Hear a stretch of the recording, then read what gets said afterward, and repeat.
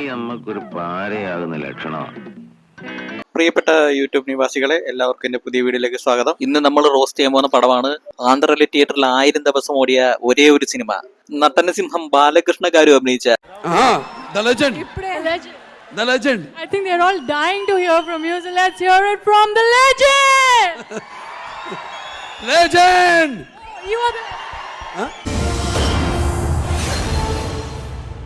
കഥ തുടങ്ങുന്നത് നമ്മുടെ കൊടൂര് വില്ലനായ ജയബാബു പെണ്ണ് കാണാൻ പോവുകയാണ്. പെണ്ണിനെ കണ്ടോടനെ ജയബാബു പറയും, ഇത് മതി ഫിക്സ്. എനിക്കിഷ്ടായി. ജയബാബു പെണ്ണിനെ കണ്ട ത്രില്ലില് കണ്ണും മാനത്ത് വെച്ച് വണ്ടി ഓടിച്ച് നാട്ടുകാരുടെ നെഞ്ചത്തോണ്ട് കയറ്റി. ഇവന്റെ തൊലിഞ്ഞ ഡ്രൈവിംഗ് കണ്ടിട്ട് നാട്ടുകാർ വയ്ക്കും, ഈ മറ്റവരാണ് നിന്നെ ഡ്രൈവിംഗ് പഠിപ്പിച്ചത്. ഈ ചോദ്യം കേട്ടോടെ നമ്മുടെ ബാബുവിന് ദേഷ്യം വന്നിട്ട് ആ തോക്കെടുത്ത് അവനെ വെട്ടിവെക്കും. സാധാരണ നമ്മുടെ നാട്ടിലൊക്കെ ഇങ്ങനത്തെ ഒരു പ്രശ്നം നടന്നാൽ ഞാൻ എന്ത് സമ്മതിക്കും? പോലീസ് വരും, അറസ്റ്റ് ചെയ്യും, സ്റ്റേഷനിലേക്ക് കൊണ്ടുപോകും. പക്ഷെ ഇത് ആന്ധ്രയാണ്. ഇവിടെ അങ്ങനെയല്ല. ഇവിടെ നേരെ നമ്മുടെ ഗാരുവിന്റെ അച്ഛന്റെ അടുത്തേക്ക് കൊണ്ടുപോകും. ഗാരുവിന്റെ അച്ഛനാണ് അവിടുത്തെ നാട്ടാമ. ജയബാബുവിന്റെ കാർ സെർച്ച് ചെയ്യുമ്പോൾ അതിന്റെ അകത്ത് മൊത്തം കളിത്തോക്ക്. ഈ കളിത്തോക്ക് കണ്ടിട്ട് നമ്മുടെ ഗാരുവിന്റെ തന്ത ചോദിക്കും, എന്തിനാടാ കളിത്തോക്കായിട്ട് വന്നെ? കൊടൂര് ഡോണ എന്റെ അടുത്ത് നീ കളിത്തോക്കാന്ന് പറഞ്ഞിട്ട് എന്നെ കളിയാക്കുന്നുണ്ടെന്ന് വെച്ചിട്ട് ഗാരുവിന്റെ തന്തയുടെ കൊങ്ങി പിടിക്കും നമ്മുടെ ബാബു. നാട്ടുകാരും ഗാരുവിന്റെ തന്തയും കൂടെ ചേർന്ന് നമ്മുടെ ബാബുവിനെ ജയിലിലാക്കും. ജയബാബുവിനെ ജയിലിൽ നിന്ന് ഇറക്കാനായിട്ട് നമ്മുടെ ബാബുവിന്റെ തന്ത ജൂനിയർ ഗാരുവിനെയും ജൂനിയർ ഗാരുവിന്റെ അമ്മേനെയും തട്ടിക്കൊണ്ടുപോകും. ഗാരുവിന്റെ തള്ളയെ കുറിച്ച് പറയുകയാണെങ്കിൽ അഴുക്കത്തള്ള, തന്തയേക്കാൾ മോശം. ഇവരുടെ ആ സംസാരവും എക്സ്പ്രഷനും കണ്ടിട്ട് എനിക്ക് തന്നെ കൊല്ലാൻ തോന്നി. പിന്നെ വില്ലൻ കൊല്ലാതിരിക്കുവോ?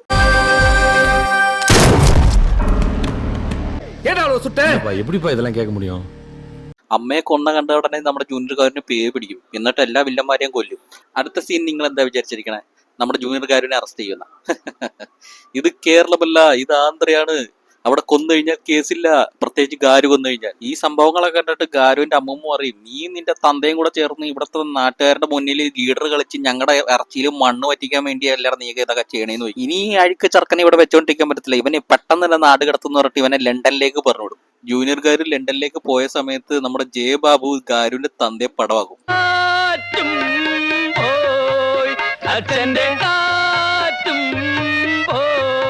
അങ്ങനെ വർഷങ്ങൾ കടന്നുപോയി ഗാരു വളർന്നൊരു അങ്കിളായി മാറി. ലണ്ടനിലേക്ക് പറഞ്ഞു വിട്ട നമ്മുടെ ഗാരു ദുബായിലാണ് ഇപ്പൊ താമസിക്കുന്നത്. ദുബായിലെ ഒരു ഡോൺ നമ്മുടെ ഇന്ത്യക്കാരായ പെൺകുട്ടികളെ പിടിച്ചോണ്ട് വന്നിട്ട് അവർ മസാജ് സെന്ററിലേക്ക് ജോലിക്ക് റിക്രൂട്ട് ചെയ്യുന്ന സമയം അപ്പൊ നമ്മുടെ ഗാരു ഒരു ചുമന്ന കാറിൽ വന്നിട്ടാണ് ഗാരുവിന്റെ എൻട്രി. ഗാരു വന്നാൽ അറിയാല, അവിടെ മൊത്തം ആന്റി ഗ്രാവിറ്റി ഫൈറ്റ് ആണ്. ഗാരു അവിടെ ഉള്ള വില്ലന്മാരെ മൊത്തം വോളിബോൾ തട്ടിക്കളിക്കും. ഇനി എന്തൊക്കെയാടാ കൊച്ചു ദുബായിൽ നടക്കുന്നത്? ഇത് ബാസ്കറ്റ്ബോൾ ഗ്രൗണ്ട് ആണ്, അത് മരുഭൂമിയാ. ഈ കിളവനായ ഗാരുവിന് ഒരു പെണ്ണുണ്ട് ഗൈസ്, പക്ഷെ നമുക്ക് പെണ്ണില്ല. ഗാരുവായിട്ട് ജനിച്ചാൽ മതിയായിരുന്നു. അങ്ങനെ നീണ്ട 50 വർഷത്തെ പ്രവാസ ജീവിതം അവസാനിപ്പിച്ച് ഗാരു കല്യാണം കഴിക്കാനായിട്ട് പെണ്ണിനെയും കൊണ്ട് ആന്ധ്രയിലേക്ക് വരികയാണ്. ഗാരു ഗൾഫിലായിരുന്ന സമയത്ത് നമ്മുടെ ജയബാബു ആന്ധ്രയിലെ വലിയൊരു ഡോണായിട്ട് മാറി. ജയബാബുവിന് 3 മക്കളുണ്ട്. ഒരു ഞരമ്പ് വലിക്ക്, ഒരു ഉണ്ടക്കണ്ണ്, ഒരു മൊണ്ണ. ഗാരു ദുബായിൽ നിന്ന് ലാൻഡ് ചെയ്ത അതേ സമയം ജയബാബുവിന്റെ മോൻ ഒരുത്തനെ കൊല്ലാൻ പോകുന്നത്. ഇത് കണ്ട ഉടനെ നമ്മുടെ ഗാരു ഒരു രക്തം അങ്ങോട്ട് തിളയ്ക്കും. ഗാരു അവനെ കാറിന്റെ ഇടയിൽ കൂടെ കയറ്റി രക്ഷിക്കും. എന്നിട്ട് ഗാരു ജയബാബുവിന്റെ മോനെ പന്ത് തട്ടുന്ന പോലെ തട്ടിക്കളിയും. ഫൈറ്റ് കഴിഞ്ഞ പിന്നെ അറിയാല, ഗാരു അരമണിക്കൂർ അവനെ ഉപദേശിക്കും. ലൈഫിൽ ചിലത് കാണാനും കേൾക്കാനും മനസ്സനുവദിക്കില്ല. ഉപദേശം കഴിഞ്ഞ ഉടനെ ഗാരു അവനെ വീണ്ടും ഫുട്ബോൾ തട്ടണക്ക് തട്ടിത്തെറിപ്പിക്കും. മോനെ തല്ലിയവൻ ആരാണെങ്കിലും അവൻ 24 മണിക്കൂറിനകം കണ്ടുപിടിക്കണമെന്ന് പറഞ്ഞിട്ട് ജയബാബു അവിടുന്ന് പോകും. പിറ്റേ ദിവസം രാവിലെ നമ്മുടെ ജയബാബുവിന്റെ മോനെ ആരോ കൊന്ന് കെട്ടിത്തൂക്കി ഹോസ്പിറ്റലിന്റെ മുകളിൽ തൂക്കിയിടും. ഇറച്ചിക്കോഴിനെ തൂക്കിയിട്ടാണ്. ജയബാബു പോലീസുകാരുടെ അടുത്ത് ചോദിക്കും, എങ്ങനെയാണ് ഇവൻ മരിച്ചതെന്ന്. അപ്പൊ അവൻ പറയും, ആത്മഹത്യയാണ്. അതിന്റെ പശ്ചാത്തലത്തില് ആത്മഹത്യ ചെയ്യാണെന്നോ എഴുതിയിരിക്കുന്നത്. എടാ ബോധമില്ലാത്തവനെ, എന്നെ ആരുടെ പോലീസ് ഡിപ്പാർട്ട്മെന്റ് ജോലിക്കെടുത്ത് ഇറച്ചിക്കോഴിനൊക്കെ തൂക്കിയിട്ടവൻ എങ്ങനെയാണ് ആത്മഹത്യ ചെയ്യണത്? ഇത് കണ്ടാൽ തന്നെ ഇത് പൊട്ടനും മനസ്സിലാവുമല്ലോടാ ഇതിനെ കൊന്നതെന്ന്. എനിക്ക് തോന്നുന്നത് ഇവൻ സ്ക്രാച്ച് ആൻഡ് വിൻ വഴി പോലീസ് ഡിപ്പാർട്ട്മെന്റിൽ കയറി പറ്റിയതാണെന്ന് തോന്നുന്നു. ഇത് നമ്മുടെ ഗാരുവാണ് മോനിട്ട് പണിതെന്ന് മനസ്സിലായി നമ്മുടെ ജയബാബു ഉല്ലാസ യാത്രയ്ക്ക് പോയിക്കൊണ്ട് നമ്മുടെ ബാബുവിനെ ഡബിൾ ബാരൽ ഗണ്ണ് വെച്ച് 2 പ്രാവശ്യം വെട്ടിവെക്കും. ലൈഫിൽ ആദ്യമായിട്ടാണ് നമ്മുടെ ഗാരുവിനൊരു വെടിയുണ്ട കൊണ്ട് ഞാൻ കാണുന്നത്. എന്റെ കണ്ണുകൾ എനിക്ക് വിശ്വസിക്കാവോ? സാധാരണ വെടിയുണ്ട ഗാരുവിനെ കണ്ട് പേടിച്ചോടാറാണ് പതിവ്. അങ്ങനെ ഗാരുവിനെ രക്ഷിക്കാൻ ആരുമില്ല എന്ന് പറഞ്ഞിട്ട് ഗാരുവിന്റെ അമ്മൂമ്മ ദേവുടാ എന്ന് പറഞ്ഞ് കരയുമ്പോഴത്തേക്ക് ഇതേ വേറൊരു കാര്യം അവിടെ. എന്തുവാടെ ഇത്? അപ്പം 2 കാര്യമാ. മധ്യവയസ്കൻ ഗാരുവിനെ കാട്ടി ഡേഞ്ചറാണ് ഈ കിളവൻകാരുന്റെ ഇടിയൊക്കെ കണ്ടു കഴിഞ്ഞാട്ടല്ല എന്റെ പൊന്നു. കിളവൻകാര് താഴെ ചവിട്ടി കഴിഞ്ഞാൽ താഴെ കിടക്കുന്ന ഗുണ്ടകളൊക്കെ പൊങ്ങി മുകളിലേക്ക് വരും. ഒരു കുന്തം കൊണ്ട് ഒരു 6-7 പേരെങ്കിലും കുത്തും. അവിടെയുള്ള ഗുണ്ടകളെയും ബാബുവിന്റെ മോനെ വരെ ഗാരു പടവാക്കും. ഇടി കഴിഞ്ഞ പിന്നെ അറിയാല, ഗാരു അരമണിക്കൂർ അവിടെ കഥാപ്രസംഗം നടത്തും. ഞാൻ എവിടെയായിരുന്നാലും ഞാൻ സ്നേഹിക്കുന്നവർ ഇവിടെയുണ്ട്. നിങ്ങൾക്ക് കൊല്ലം മനസ്സിലായ? എനിക്കൊന്നും മനസ്സിലായില്ല.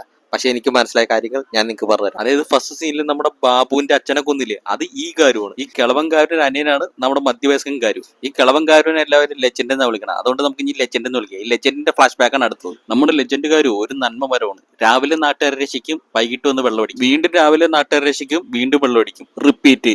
ഗാരുവിനൊരു മുറപ്പണുണ്ട്, അവക്കാണെങ്കിൽ ഗാരുവിന്റെ മതി. എന്തുവാടെ ഇതെന്താണ് ഷുഗർ ഡാഡി യൂണിവേഴ്സാ? ലെജൻഡ് ഗാരുവിന്റെ മെയിൻ ശത്രുവാണ് നമ്മുടെ ജയബാബു. ജയബാബുവിനെ കുറിച്ച് പറയുകയാണെങ്കിൽ ആഭാസൻ, അട്ടാറൻ, പെണ്ണുപിടിയൻ, കള്ളുകുടിയൻ, അങ്ങനെ പല വിശേഷണങ്ങളുണ്ട്. ഇത് കൂടാതെ എരമ അലർന്ന കണക്ക് പുള്ളി പടം മൊത്തം അലറിക്കൊണ്ടിരിക്കും. ഒന്നുകിൽ അവന്റെ ജീവൻ എടുക്കും അല്ലെങ്കിൽ ജീവൻ ഒടുക്കും. ഞാനൊന്ന് പേര് വെച്ചിന് താൻ തന്നെ ഇങ്ങനെ പല്ലടിക്കുന്നേ പിന്നെയും കടിക്കുന്നു. ജയബാബുവിന് സൽസ്വഭാബിയായ ഒരു അനിയനുണ്ട്. ഈ അനിയനെ MLA ആക്കാൻ വേണ്ടി സിറ്റിംഗ് MLA തലക്കടിച്ച് കൊല്ലും നമ്മുടെ ബാബു. ഇതിനു വേണ്ടി നമ്മുടെ ബാബുവിനെ പോലീസ് അറസ്റ്റ് ചെയ്യും. പക്ഷെ നമ്മുടെ ബാലയെ എത്ര പേരെ കൊന്നാലും പോലീസ് അറസ്റ്റ് ചെയ്യില്ല. അതെന്താ പന്നികൾ, നിങ്ങളൊന്നും ബാലകൃഷ്ണനെ അറസ്റ്റ് ചെയ്യാത്തത്?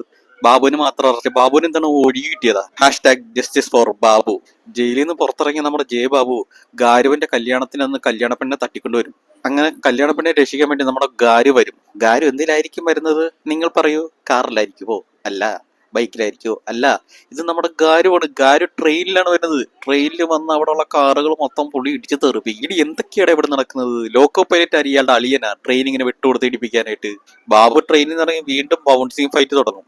ബാബു ഇടിക്കും, ഇവന്മാര് ബൗൺസ് ആവാം. ഇവന്മാരാണ് ശരിക്കും നമ്മൾ ബൗൺസേഴ്സ് എന്ന് വിളിക്കേണ്ടത്. ഫൈറ്റ് നടക്കുന്നതിന്റെ ഇടയ്ക്ക് നമ്മുടെ ഗാരുവിന്റെ മറപ്പെണ്ണ് പാവാ പാവാ എന്ന് പറഞ്ഞ് വിളിക്കും. ഇവനാണെങ്കിൽ പോവാ ഇപ്പൊ പോവാ മോളെ എന്ന് പറയും.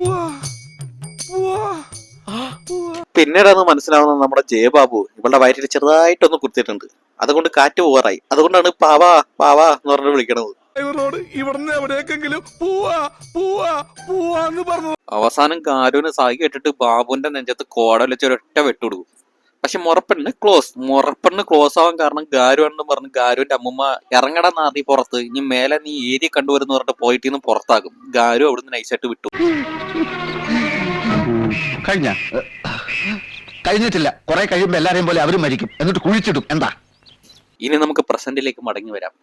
ഗാരു മടങ്ങി വന്നത് പറഞ്ഞാൽ നമ്മുടെ ബാബു ലവ് വന്നു കഴിഞ്ഞാൽ തല്ലിക്കൊല്ലും അറിയാവുന്നതുകൊണ്ട് പുള്ളിക്ക് പെട്ടെന്ന് തന്നെ CM ആവണമെന്ന് വിചാരിക്കും. എന്നിട്ട് നാട്ടിലുള്ള MLA വിളിച്ചു വരുത്തി ഇവനെ CM ആക്കണമെന്ന് പറഞ്ഞ് ഗോഡൌണിലേക്ക് വിളിച്ചു വരുത്താൻ നോക്കും. പക്ഷെ നമ്മുടെ ഗാരു ഗാരു അതിന് മുന്നേ അവിടെ എത്തും. ഗാരു ബാബുവിനെ ഇടിച്ച് പറത്ത് വിടും. ഹെലികോപ്റ്ററിന്റെ ഫാൻ കണക്ക് കറക്കി വിടും. അവസാനം കാലേവാരി നിലത്തടിച്ച് നടു ഒടിച്ച് കൊല്ലും. അങ്ങനെ പടം കഴിഞ്ഞ്. നിങ്ങൾക്ക് ഈ വീഡിയോ ഇഷ്ടപ്പെട്ടെങ്കിൽ പ്ലീസ് ലൈക്ക് ചെയ്യുക. നിങ്ങൾക്ക് ഈ വീഡിയോ കൂടുതൽ ഇഷ്ടപ്പെട്ടെങ്കിൽ സബ്സ്ക്രൈബും കൂടെ ചെയ്യുക. പിന്നെ ഒരു കാര്യം കൂടെ പറയാനുണ്ട്.